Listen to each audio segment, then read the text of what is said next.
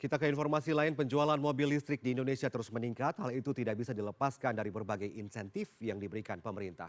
Sepanjang Januari hingga April 2025 penjualan mobil listrik tipe baterai mencapai 23,9 ribu unit atau naik 211% dibanding Januari hingga April 2024.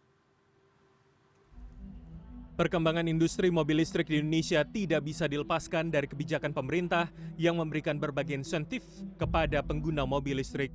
Data Gabungan Industri Kendaraan Bermotor Indonesia atau Gaikindo menyebutkan penjualan mobil listrik tipe baterai pada April 2025 dari pabrik ke dealer mencapai 7,4 ribu unit.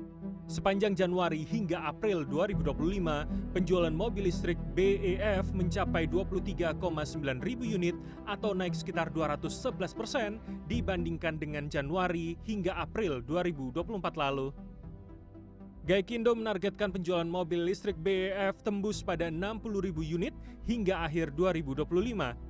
Di tahun 2025, semakin banyak pabrikan yang mengadopsi proses produksi yang lebih ramah lingkungan, seperti menggunakan energi terbarukan dalam proses pabrikasi dan meminimalkan limbah. Selain itu, material yang digunakan untuk membuat kendaraan listrik seperti bahan daur ulang akan semakin mendominasi pasar, tidak hanya mengurangi biaya produksi, namun juga membantu mengurangi jejak karbon yang dihasilkan oleh industri otomotif. Hal ini disampaikan oleh Menteri Perindustrian pada acara Mataloka Fest 2025. Untuk mencapai target net zero emission di sektor industri pada tahun 2050, kami telah menetapkan strategi dekarbonisasi yang meliputi peta jalan dekarbonisasi industri. Ada juga mekanisme perdagangan karbon sektor industri. Ada kebijakan pengurangan emisi sektor industri, ada juga strategi implementasi ekonomi sirkular, strategi CCU atau Carbon Capture and Utilization, dan juga penetapan standar industri hijau. Pemerintah berupaya mendongkrak penjualan kendaraan listrik melalui berbagai insentif. Kementerian Keuangan memperpanjang pemberian insentif pajak penjualan atas barang mewah atau PPNBM yang ditanggung pemerintah sebesar 100% untuk impor mobil listrik pada 2025. Kebijakan tersebut tertuang dalam Peraturan Menteri Keuangan Nomor 135 Tahun 2024. Selain PPNBM ditanggung pemerintah, mobil listrik impor juga mendapatkan insentif bea masuk 0%. Ketua Umum Perkumpulan Industri Kendaraan Listrik Indonesia atau Periklindo, Muldoko mengklaim saat ini ada penurunan daya beli masyarakat di mobil konvensional, namun peningkatan justru pada daya beli mobil EV. Ada sebuah penurunan, tren penurunan daya beli masyarakat di mobil konvensional.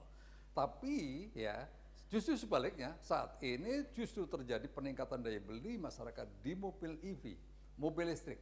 Ini trennya meningkat dengan baik.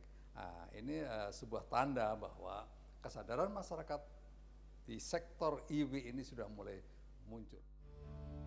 Berbagai regulasi dan insentif yang diberikan dari pemerintah kepada pengguna maupun produsen kendaraan listrik sangat berkontribusi menaikkan jumlah penjualan kendaraan. Ada 3 kontribusi bagi siapapun yang menggunakan EV.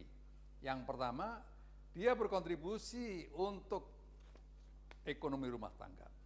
Karena yang biasanya mengeluarkan jutaan rupiah untuk membeli bensin, maka dengan EV itu hanya kurang lebih 25%. Yang kedua, mereka juga berkontribusi kepada lingkungan. Ya. Dengan dia menggunakan EV, maka lingkungan itu akan terbangun dengan baik kebersihannya, sehingga apa?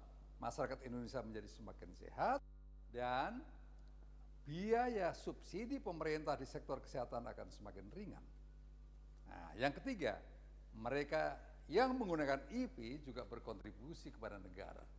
Karena dengan dia menggunakan EV, maka subsidi pemerintah di sektor BBM ini akan semakin turun dengan drastis dan pemerintah bisa menggunakan untuk kepentingan pendidikan, kepentingan kesehatan, untuk MBG dan seterusnya yang semakin masif.